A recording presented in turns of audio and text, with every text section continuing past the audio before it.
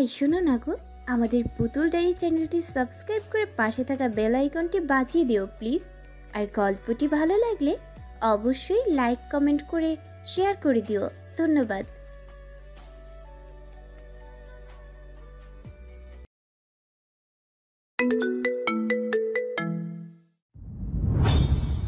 ঘণ্টাখানেক পর মহিমা বেগমকে মীরা সান্ত্বনা দিচ্ছে যেন কান্নাকাটি না করে।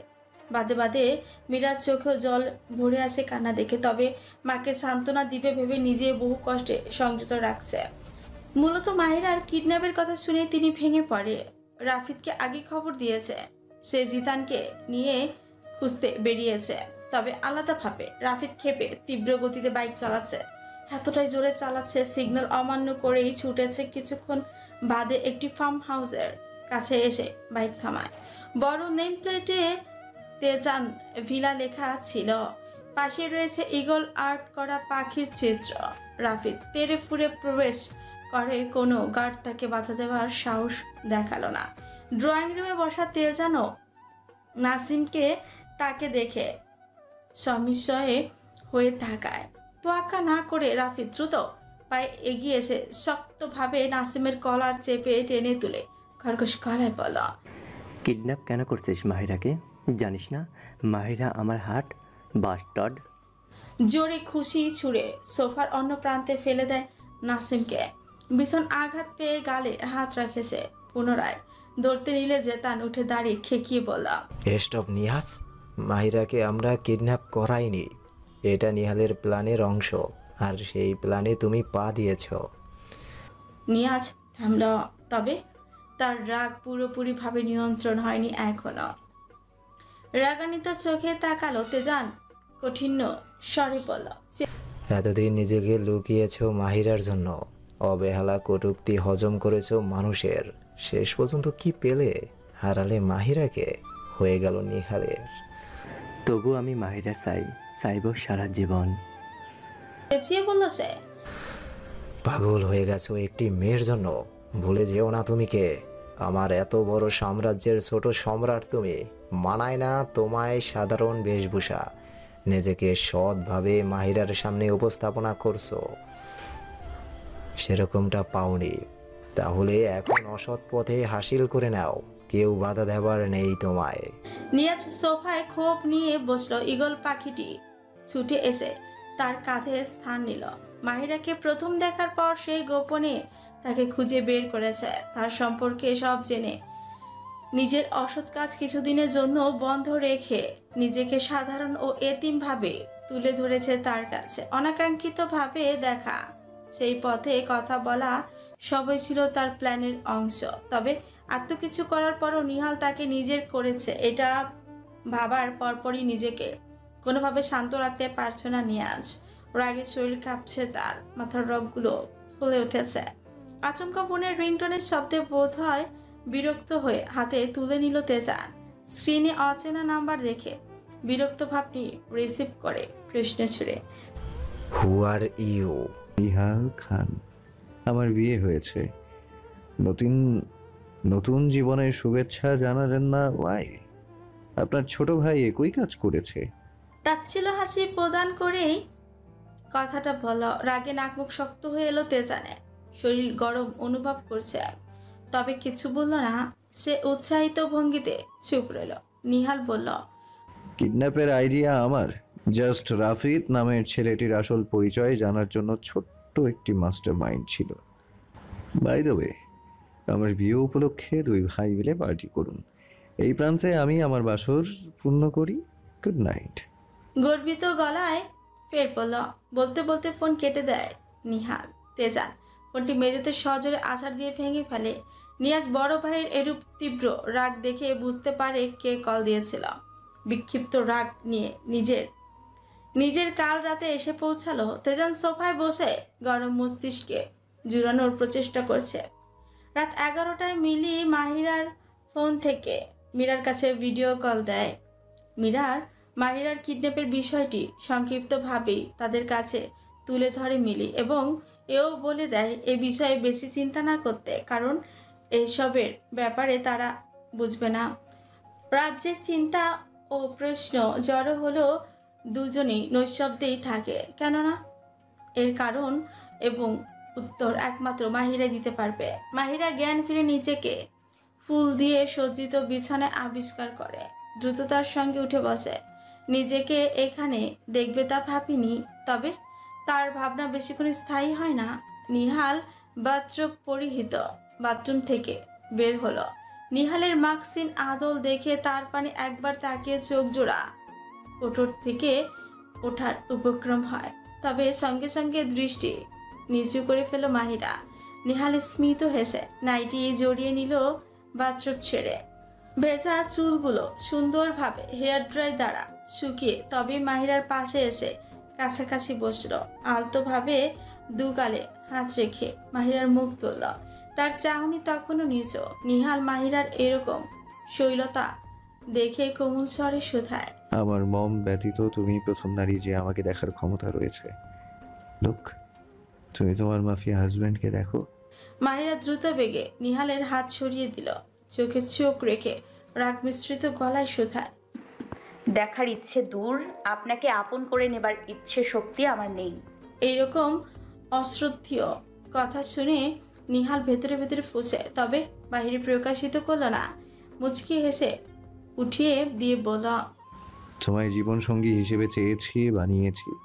পুরোপুরি নিজের আয়ত্তে নেবার প্রয়োজন নেই। নিজে থেকে সাদরে যেদিন গ্রহণ করবে আমায়, সেদিনই ফার্স্ট নাইট হবে তোমার আমার। Take your time. বলে নিহাল উঠে সোফায় বসে ওয়াইনের গ্লাস হাতে নিল। মাহিরা প্রচণ্ড ক্ষোভ নিয়ে তাকিয়ে রয়েছে। হ্যান্ডসাম ড্যাসিং লুকের অধিকারী পুরুষ হলেও সে জঘন্য একজন মাফিয়া বলে গণ্য করছে মাহিরা। আদৌ কি তার কাছ থেকে মুক্তি পাবার আশা রাখে? এক শত্রুর নিকট আরেক শত্রু দম পীড়ন চালানোর জন্য কিডন্যাপের মিথ্যে রচনা রটিয়েছিল তারা। এই বিষয়টি ছোট্ট করে তুলে ধরেছিল মিলি। তবে কিডন্যাপের ঘটনাটি মীরা কিছুতে হালকাভাবে নিতে পারছে না। কেমন রহস্যের গন্ধ রয়েছে ভিতরে। করে উঠল সে। গলায় বেশ জ্বালা পড়া হচ্ছে। ফার্মেসি থেকে মলম ওষুধ আনিয়েছিল, সেটাই দেবার জন্য উদ্যত হলো সে। আয়নার সামনে দাঁড়িয়ে লালচে গলার দাগের উপর মলম লাগানোর সময় মহিমা বেগম প্রবেশ করলো। মেয়ের গলার দাগ কালি দেখেছে, এই জন্য ওষুধ লাগিয়েছে কিনা তা জানতেই এসেছেন তিনি। মীরার হাত থেকে মলম নিয়ে নিজের হাতে ওকে মাখিয়ে দিচ্ছে। মীরা সুস্থভাবে দাঁড়িয়ে আছে। মার্চের 1 তারিখ তখন চলছে। হালকা শীত, হালকা গরম মিশ্রিত মাস এটি। পুরো মাসের মধ্যে এটি একটি মাস রয়েছে যেটার কাছে সবারই প্রিয় বলেই গণ্য। মহিমা বেগম রান্না বসিয়ে অনেক আগেই বিন্দু বিন্দু ঘাম ঘাড়ে ও কপালে দেখা গেল তার। মীরা জানতে চাইল, তোমার গরম লাগছে আম্মু? তাই একটু লাগছে। এরকম কি তোমার আর আপুর হয়েছিল আগে কখনো? না। তাহলে আমার কেন হলো? কাল পরশু না আসলে ডাক্তারের কাছে নিয়ে যাব তোকে। মীরা সম্মতি দিল। সে চাইছে বোনের বিষয়ে কথা বলতে, তবে মহিমা বেগমের ক্লান্তি মাখা মুখটা দেখে ইচ্ছে হলো না তার। তবে ভেতরে চাপিয়ে রাখতে নাড়াচ্ছে। দ্বিধাবোধ ফেলে এক পর্যায়ে বলেই ফেল, আম্মু, তোমার কি একটু সন্দেহ হচ্ছে না নিহাল ওমর ভাইদের ওপর? তাদের ক্যারেক্টার কেমন যেন, বিশেষ করে নিহাল দুলা ভাইয়ের। লোকটা আপু ব্যতীত কাউকে তার চেহারা দেখাবে না। এটা কেমন যুক্তি? অত শত বুঝি না, মেয়ে যাকে পছন্দ করেছে তাকেই বিয়ে করেছে। কাল রাতে যা হয়েছে মিলি তো সব বললো। সকালেও তো কথা হলো মাহিরার সাথে। তাহলে এত ভাবছিস কেন শুধুই? তুমি এই রহস্যের গন্ধ পাচ্ছ না? আপাতত তরকারি পোড়ার গন্ধ পাচ্ছি, বাকিটা নিজে দে। বলে মলম হাতে তুলে জায়গা ছাড়ল। মীরা সেই একই ভঙ্গিতে আওড়াচ্ছে পিরপিরিয়ে। সকালে ঘুম ভাঙার পর নিহালকে রুমে দেখেনি মাহিরা। এখন ঘড়িতে 11:35। লোকটা এত সকালে কোথায় গেছে তা জানে না। মিনিট কয়েক পর 3জন মেয়ে সার্ভেন্ট এসে রুম পরিষ্কার করে দিয়ে গেছে। আপাতত রুমে একটি ফুলও নেই। হয়তো নিহাল তাদের আদেশ দিয়েছিল। মাহিরা একাকিত্ব অনুভব করছে। একটু আগে মিলি এসে রুমে চলে গিয়েছে। দুই বান্ধবী মন খুলে কথা বলবে তারও কোনো উপায় নেই। প্রতিটা রুমে ক্যামেরা লাগানো। মিলি কিছু একটা বলতে চেয়েছিল কিন্তু পারেনি। তাই বলে কতক্ষণ মা ও মীরার সঙ্গে কথা বলেছে। আচমকা বিনা বাক্যে হুড়মুড়িয়ে রুমে প্রবেশ করে নিহাল। তবে সে একা নয়, সঙ্গে ছিল কোবরা। মাস্ক খুলে পরনের লম্বা কোটটি খুলল কোবরা। শান্তভাবে সোফায় ফনা তুলে বসেছে। মাহিরা ভয়ে খামচে ধরল বিছানা। নিহাল এক পলক তাকিয়ে কোবরার পানে দৃষ্টি ফেললে দৃঢ় গলায় শুধায়, সে আমার একার কুইন, তার যেন কোনো ক্ষতি না হয়। বলতে বলতে হাতের ইশারায় দরজার দিকে তাক করলো। সঙ্গে সঙ্গে সোফা থেকে নেমে রুম ত্যাগ করলো কোবরা। নৈশব্দে নিঃশ্বাস ফেলে মাহিরা। নিহাল এবং কোবরা এই দুটোকেই জমের মতো ভয় পাইছে, আগামীতেও পাবে। রুমের প্রবেশের সঙ্গে সঙ্গে মিষ্টি সুবাস চারিদিকে মাখো মাখো। এটা নিহালের শরীর থেকেই আসছে কনফার্ম। সে মাথা মৃদু উঁচু করে দেখার চেষ্টা করে সে কোন নেশাযুক্ত পারফিউম ব্যবহার করে, তবে তা দেখতে পেল না। কালো শার্টের উপরে কয়েকটি বোতাম খোলা রেখে সোফায় বসলো। ল্যাপটপে কয়েকটি প্রজেক্ট ঘেটে ঘুটে সাবমিট করে বন্ধ করে দিল। এরপর মাহিরার পাশে এসে জোর করে কোলে শুয়ে চোখ বন্ধ করে স্বাভাবিক গলায় বলল, মাথায় হাত বুলাও। ভয়ের তো চোখে তাকে হাত রাখার সাহস পাচ্ছে না মাহিরা। আবার তীব্র সুবাসের ফলে মাহিরা অতি দ্রুত নিঃশ্বাস নিচ্ছে। মন্ত্রমুগ্ধ সে। মাহিরা মাথায় হাত রাখছে না দেখে নিহাল চোখ অবরুদ্ধ অবস্থায় ভারী গলায় শুধালো, ডু ইট। মাহিরা ভয়ে কম্পিত হাত রাখলো মাথায়। ধীরে ধীরে মাথার চুলগুলো এলোমেলো করে দিচ্ছে। তার ভীষণ রকম ভালো লাগে এই নিহালের চুলগুলো, এতটা মসৃণ ও সিল্কি চুল যে ছেলের হয় তা নিহালের চুলে হাত না রাখলে জানতোই না বোধ হয়। মিলিত চোখ দেখে নিমলিত ভাবে তাকালো মাহিরা। মাফিয়াটা আসলেই বেশ সুদর্শন। যে কোনো নারী তাকে আপন করে পাবার আশায় মরিয়া হয়ে উঠবে। তবে তার কি আদৌ ভালো গুণ রয়েছে? বোধহয় একেবারেই নেই, হয়তো বা আছে। তার ভাবনার সুতো ছিঁড়ে নিহালের স্বরে, আমায় নিয়ে এতটা আক্ষেপ করে লাভ নেই, তোমার শেষ পথ আমার কাছেই। মন্থর নয়ন দুটি বুঝে খুলল সে। লোকটা মনে হয় জাদুকর। মনের কথা কিভাবে বুঝলো কে জানে। হঠাৎ লোম মুক্ত বুকের কাছে চোখটা আটকে যায়। লোকটা তার চেয়েও ফর্সা বেশ। ভেবেই নজর সরিয়ে নিয়ে ফের রাখলো ঘাড়ের ডান দিকটায়। সেখানে একটি স্ন্যাকের ট্যাটু আর্ট করা। আরও শরীরের কয়েকটি স্থানে পর্যবেক্ষণ করতে করতে বুঝলো নিহাল ঘুমিয়ে গেছে। মাহিরা হাত সরিয়ে আলতোভাবে সরে আসতে যেতে উদ্যত হতে নিহাল ক্ষোভিত স্বরে বলল, কোবরাকে ডাকতে যেন না হয়। মাহিরা শুকনো ঠোক গিলে সেভাবে স্থির হয়ে বসে রইল। নড়াচড়া করার সাহস নেই তার। পুনরাবৃত্তিতে হাত চালাতে লাগলো। খাটের সঙ্গে মাথা ঠেকিয়ে রাখে উদাসীন হয়ে শূন্য স্থানে চেয়ে রয়েছে মিলি। এই এক মাসে তার জীবনটা পুরোপুরিভাবে উল্টে পাল্টে গেছে। মনে মনে ভাবছে কেন যে ঢাকাতে এলো। সেখানে থেকেও শান্তি ছিল। ফুপির একটু একটু কথাবার্তা শুনেও, বাবার মৃত্যুর খবর শুনে ভাইকে একবারও শেষ দেখা দেখতে আসেনি একটিবারের জন্য। কল দিয়ে তার কথা জিজ্ঞেসও করেনি। মানুষ এতটা নিষ্ঠুর কিভাবে হয় ভেবে বুকে কষ্টে ধকধক করে ওঠে। নয়ন দুটি অবরুদ্ধ করে বড় প্রশ্বাস নিল। ওমরের পায়ের আওয়াজ পেয়ে নিজের কষ্টগুলোকে লুকায়িত করে বিছানা গোছানোয় ব্যস্ত দেখাতে লাগলো। ওমর এক পলক মিলিকে দেখে শার্টের বোতাম খুলতে লাগলো। মিলি হেঁটে সোফার কাছে এসে বিছানায় ফিরে যাওয়া অবধি ওর পায়ের নুপুরের ধ্বনি তার কানে এলো। তীক্ষ্ণ দৃষ্টিতে পায়ের পানে সে মিলিকে কপট কণ্ঠে বলল, শব্দযুক্ত নূপুর পরা হারাম। মিলি শান্তভাবে তাকালো। বাবার দেওয়ার শেষ চিহ্ন এটি। এখন সেটাতেও তার বিপত্তিকর হয়ে দাঁড়িয়েছে। শব্দ হয় দেখে সরস্বরে জানালো, মানুষ খুন করাও হারাম। ওমর ভ্রু কুঁচকে স্থির দৃষ্টি নিক্ষেপ করলো মিলির পানে, তবে কিছু বলল না। মিলি আগের ন্যায় কাজে ব্যস্ততা দেখাতে লাগলো। তার সঙ্গে মিলির সম্পর্কটা দিনকে দিন জটিলতা সৃষ্টি হচ্ছে। এটা সে খুব করে সরাতে চায়, মাগতে চায় তাদের মধ্যকার দূরত্ব। কিন্তু কিভাবে? বাথটবে উন্মুক্ত শরীরে অর্ধাদিয়ায় পানিতে শুয়ে থাকা মাথা ঠেকিয়ে রেখেছে নিহাজ। মস্তিষ্ক জুড়ে মাহিরার সঙ্গে কাটানো স্মৃতি বিচরণ, কত শত স্মৃতি রয়েছে। সেগুলো মনে উঠলে আক্ষেপ তার আকাশ ছুঁই ছয়। হঠাৎ একটি কোমলায়ন হাত তার বক্ষে স্পর্শ করতে নিয়ে চোখ মেলে বাতাসের গতিতে গলা চেপে ধরে তার। সাদা রঙের বাথরোব জড়ানো মেয়েটা নিঃশ্বাস নিতে কষ্ট হচ্ছে গলা চেপে ধরার ফলে। তেজান মেয়েটাকে পাঠিয়েছিল ছোট ভাইয়ের মুড অন করার জন্য। এখন তাতে পতিতা মেয়েরই উল্টো জীবন ঝুঁকিপূর্ণ হয়ে দাঁড়ায়। জীবনের প্রথম নারী মাহিরা তাকেই কেবল আপন করে চেয়েছে, পেয়েও হারিয়েছে খুব করুণভাবে। নিহালের উপর তীব্র রাগ ক্ষোভ নিয়ে মেয়েটার গলা ভীষণভাবে চেপে ধরে রাখে। নিজেকে ছাড়ানোর জন্য আপ্রাণ চেষ্টা করেও ব্যর্থ মেয়েটা জীবন ত্যাগ করে কয়েক মিনিটের মধ্যে। ছোটাছুটি বন্ধ দেখে নিয়াজ মেয়েটাকে ছেড়ে দেয়। ফ্লোরে নিথর দেহ পড়ে যায় তার। তাওয়াল পেঁচিয়ে উঠে দাঁড়ালো নিয়াজ। বাইরে বের হয়ে করিডোরের কাছে এসে নাসিমকে উদ্দেশ্য করে বলল, পতিতার লাশ আমার রুম থেকে বের কর জলদি। বলতেই জায়গা ত্যাগ করলো তেজান। গভীর মুখশ্রীতে বড় নিঃশ্বাস ফেলল। ভাইয়ের মনোরঞ্জনের জন্য মেয়েটাকে ভাড়া করেছিল তা আর হলো না। কজন গার্ড মিলে মেয়েটার দেহ বাড়ির পেছনের দিকটায় নিয়ে যাচ্ছে। নিয়াজ কয়েক মুহূর্তে নিচে নেমে এলো।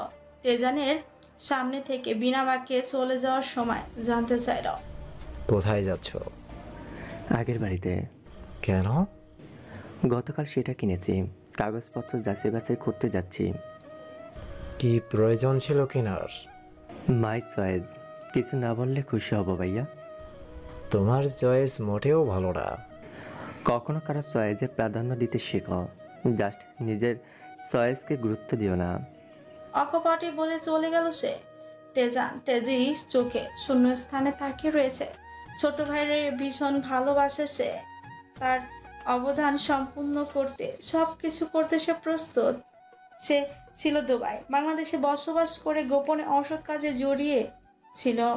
অনাকাঙ্ক্ষিতভাবে মাহিরাকে দেখেই তার প্রেমে পড়ে যায়। তেজান ছোট ভাইকে বাঁচানোর খাতিরে এখানে এসেছে, যেটা এখনো অবধি নিয়াজ সঠিকভাবে জানি না।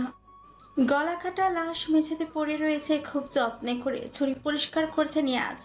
কিছু কাটা লাশ গুম করার তোড়জোড় করছে। নিয়াজ বেসিন থেকে বেরিয়ে ড্রয়িং রুমে সোফাতে বসল। তীক্ষ্ণ নজর বাড়ির মালিকের পানে তাকিয়ে হাত। কালো লাখ টাকা পুরো বাড়ি বিক্রি করবে বলেছিল, আজ বাড়ি বিক্রি করবে না বলতে নিয়াজের তাকে হত্যা করেছে। হঠাৎ কলিং বেল বাজলো। নিয়াজ প্রচন্ড বিরক্ত হলো। গার্ডদের কাজ করতে বলে দরজা খুলে দিল। মীরা মৃদু হেসে পাশ কাটিয়ে উচ্ছ্বাসিত মুখশ্রীতে ভিতরে প্রবেশ করে হতবাক হয়ে দাঁড়িয়ে রইল। তার হাত সেমাইয়ের বাটি সব থরথর করে কম্পন সৃষ্টি হচ্ছে। চোখ জোড়ে ভীষণ বিস্ময়ের ছাপ। নিয়াজ দরজা লক করে মীরাকে টেনে সোফায় বসালো। তার থেকে দ্রুততম হাত সরিয়ে নিল মীরা। কম্পিত গলায় জানতে চাইল, ও ওনাকে কে? আমি। মীরার সম্পূর্ণ কথা নিয়াজ পূর্ণ করল। মীরা আরো বিস্মিত নির্বাক হয়ে উঠে যেতে নিলে নিয়াজ হাত ধরে সোফায় বসালো। মীরার ভয়ে গলা শুকিয়ে কাঠ। সেমাইয়ের বাটি নিতে নিতে নিয়াজ বলল, আজ আন্টি কি পাঠিয়েছে? সেমাই। বাটি খুলেই বলল। মীরা পালাতে ছেড়ে তালাবদ্ধ দেখে নির্বোধ হয়ে পেছনে ফিরে তাকালো। নিয়াজ সেমাইয়ের বক্স লাগিয়ে কোমল স্বরে বলল, তার মতো এই অবস্থায় নিজেকে দেখতে না চাইলে চুপচাপ এখানে এসে বসো। ভয়ে বাধ্য মেয়ের মতন গুড়ি গুড়ি পায় এগিয়ে এসে নিয়াজের পাশে বসলো। তবে দু হাত তুলে নিয়াজের লোকেদের কাজ শেষ। লাশ বস্তাবন্দি করে মেঝে পরিষ্কার করতে লাগলো। নিয়াজ ক্ষীণ স্বরে মীরাকে বলল, আমার এই সত্যতার মতো আরেকটা সত্য হলো আমি একজন মাফিয়া। ওনাকে আমিই খুন করেছি। আগত পরিচয় শুনে মীরার জ্ঞান শূন্যে ভাসছে। নিজের কানকে বিশ্বাস করানোর জন্য বড্ড দায়। নিয়াজ আরো বলল, শুধু কেবল আমিই নই, নিহালও একজন মাফিয়া। আরেক দফা চমকালো সে। আর যা শুনছে বা দেখছে তা যেন মিরাক্কেল হয়ে যায়। সব যেন একটা দুঃস্বপ্নের মতো পরিণত হয়। তবে তার চাওয়া পূর্ণ হলো না। তার ভালোবাসার মানুষের নৃশংস রূপে দেখবে কখনো কল্পনাও ধারে কাছেও ছিল না। মাথা ঘুরছে, ভীষণ কান্না পাচ্ছে। নিয়াজ এসবে পাত্তা দিল না, বরঞ্চ তাকে আরো অবাক করে দিয়ে ভারী গলায় বলল, আমি তোমাকে চাই মীরা, তুমি আমার ওয়াইফ হবে আজ এবং এক্ষুনি। নিহালের কাছে একটি ইমেল এলো, যেটি দেখে ল্যাপটপে ওমরের দিকে তাক করে আয়েশ করে বসে গম্ভীর গলায় বলল।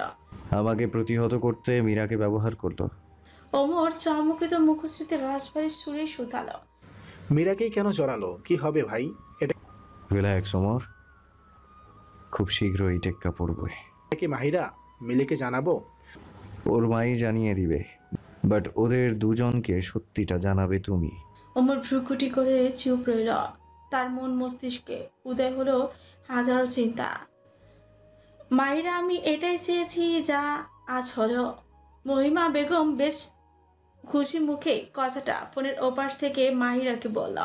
মাহিরা কিঞ্চিত বিস্ময় নিয়ে জানতে চাইল, কি চেয়েছো আর কি বা হলো হঠাৎ? না মীরার সাথে রাফিকের বিয়ে হোক, আজ ওরা নিজেরাই বিয়ে সম্পূর্ণ করে বাড়ি ফিরেছে।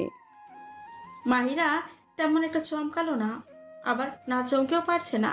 পরশু যে ছেলে তাকে ভালোবাসার কথা জানিয়েছে, আচ্ছা সে তার ছোট্ট বোনকে কিভাবে বিয়ে করলো? সে বলল, হঠাৎ না বলে কই? আমাকেও বলেনি, মাত্র রেজিস্ট্রি করে বাড়ি ফিরেছে দুজন। মীরা অনেক হ্যাপি। আমার আর কোনো চাওয়া রইল না জীবনে, সবটুকু পূর্ণ হলো আজ। বলতে বলতে আবেগের চোখে কোণে অশ্রু দেখা গেল তার। মাহিরা নীরব দর্শকের মতো কথা শুনছে মায়ের বাণী। তিনি আরো বললেন, বিকেলে আছি সেখানে। নিহাল আর ওমরকে আমি বলবো আসতে, তোর বলার প্রয়োজন নেই। আচ্ছা কি? ছোট্ট বাক্যে ফোন রেখে দিল মাহিরা। মন বিষাদে রূপান্তরিত। ছোট্ট বোন ভালো থাকবে, এটাই তার কাছে ঠের। ছেলে হিসেবে রাফি যথেষ্ট ভালো, বোন সুখে থাকবে। সে ভবিষ্যতে ডেঞ্জারাস মাফিয়ার সাথে কিভাবে সময় অতিবাহিত করবে এতে তার মাথা ব্যথা নেই। নিজেকে সে যে তার হাতেই চিরতরে সঁপে দিয়েছে। এই প্রান্তে নিজেকে একজন জঘন্যতম মাফিয়ার হাতে তুলে দিয়েছে হাসি মুখে মীরা।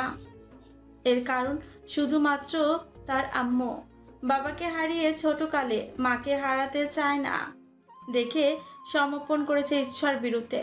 তাকে কিছুতেই রাফিদের আসল উদ্দেশ্য বলা যাবে না ভেবে মনে স্থির করলো মীরা। তার 3 জামাই মাফিয়া, এ যে বড় এক দুঃসংবাদ। মায়ের অগোচরে নিয়াজের কাছে প্রশ্ন রাখলো, কেন এমনটা করছেন? আপনি তো আমায় ভালোবাসেন না। নিয়াজ দুর্বোধ্য হেসে জবাব দেয়, তোমার বোনের জন্য সব তো বলেছি।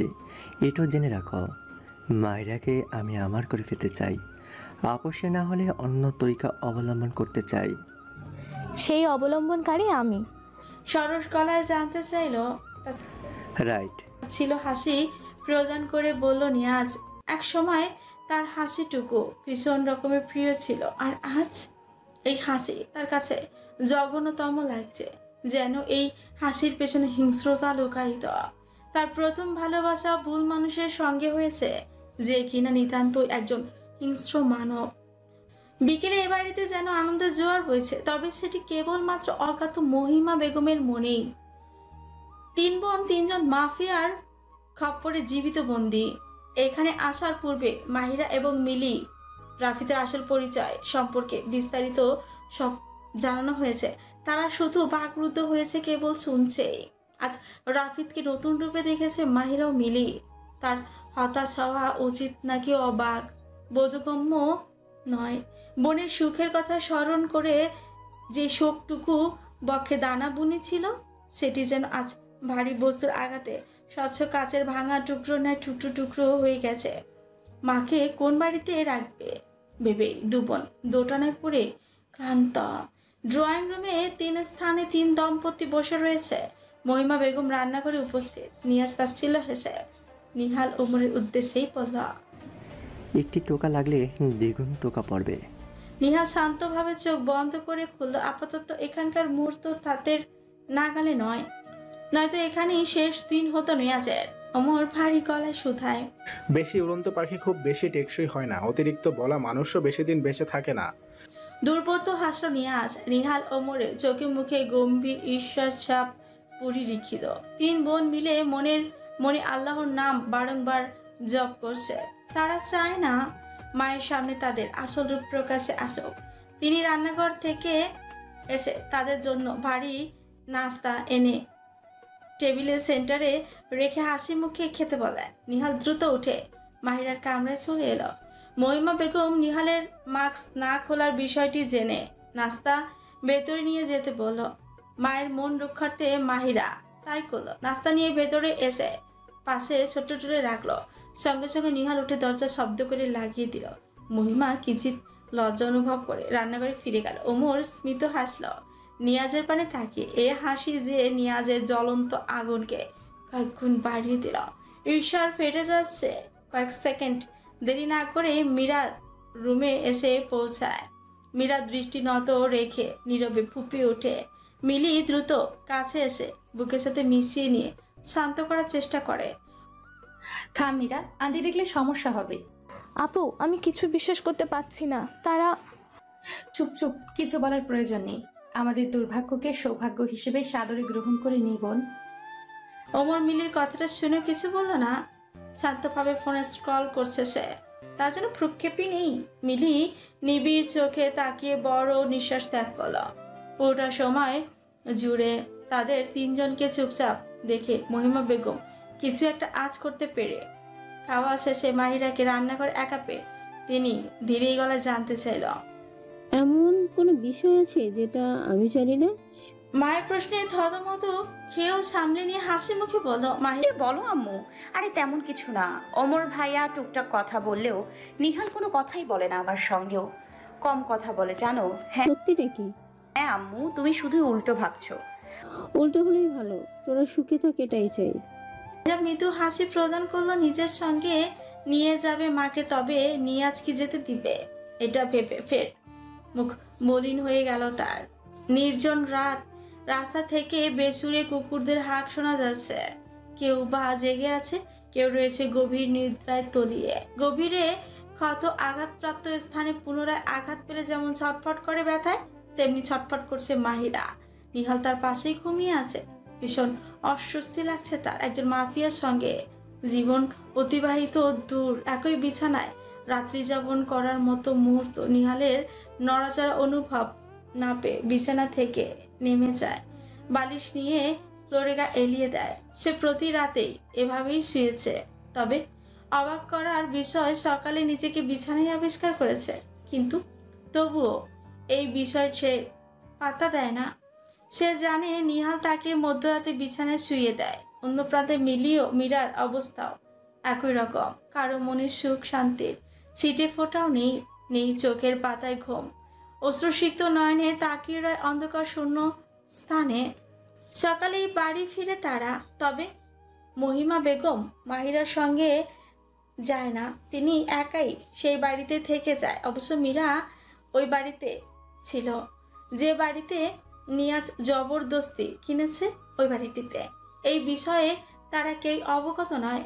মাহিরার মনে রয়ে গেছে সেই বাড়িতেই তার মা বোনের কাছে। উদাস ওই রুমের বিছানার এক প্রান্তে বসল। নিহাল মাহিরার উদাস মুখশ্রী দেখে রুম ত্যাগ করল।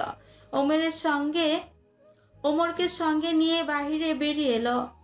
নিয়াজ ড্রয়িং রুমে বসে তেজানের সঙ্গে ভিডিও কলে কথা বলছিল। ঠিক সেই মুহূর্তে মীরা ট্রের মধ্যে 1 কাপ চা ও 1 কাপ কফি নিয়ে উপস্থিত হয়। এক পলক নিয়াজকে দেখে ল্যাপটপের পাশে রেখে চলে যেতে নিলেই নিয়াজ ভারী গলায় জিজ্ঞেস করে, চা কফি হোয়াই? মীরা দৃষ্টি নত রেখে মিনমিনে স্বরে জানালো, আমি ঠিক জানি না আপনি কোনটা পছন্দ করেন, এজন্য। সম্পূর্ণ না করে থেমে যায় নিয়াজ। ভ্রুকুটি করে রইল মীরার পানে। তার সম্পূর্ণ কথাটি পূর্ণভাবে বুঝেছে নিয়াজ। মীরা প্রত্যুত্তর না পেয়ে কিচেনে ফিরল। নিয়াজ ট্রের পানে তাকালো। সে মীরার নিকট কোনোটিই চায়নি, নিজ থেকেই বানিয়ে এনেছে। কিঞ্চিত ভাবতে তেজানের ডাকে ঘোর কাটে, বাড়িতে আয়, ওই মেয়েকে বিশ্বাস নেই, তোর ক্ষতি করতে পারে। নিয়াজ কথাটা শুনে ল্যাপটপ বন্ধ করে দিল। সোফায় আয়েস করে হেলান দিয়ে বসলো। মস্তিষ্কে ভাবনা এসে জড়ো হয়। যে পরিকল্পনার ছক এঁকে মীরাকে বিয়ে করেছে, তাকে আদৌ সফল হবে? ভাবনাগুলোর প্রশ্নের সম্মুখীন হয়ে দাঁড়িয়েছে। অসহ্য যন্ত্রণা হচ্ছে। গলায় কেন, কি কারণে এমনটা হচ্ছে জানা নেই তার। হঠাৎ অচেতন হয়ে পড়ে মীরা। কিচেন থেকে কিছু সজোরে পড়ার শব্দে নিয়াজ সেখানে এসে উপস্থিত হয়। মীরাকে মেঝেতে পড়ে থাকতে দেখে এগিয়ে আসলো। কাঁধ ধরে উঠানোর সময় লক্ষ্য করলো গলায় চওড়াভাবে ক্ষতের দাগ। চোয়াল শক্ত হয়ে এলো তার। ফোন বের করে কল দিল। ওপাশ থেকে ফোন রিসিভ করতেই তীক্ষ্ণ কণ্ঠে শুধালো, কিলটা জিতান।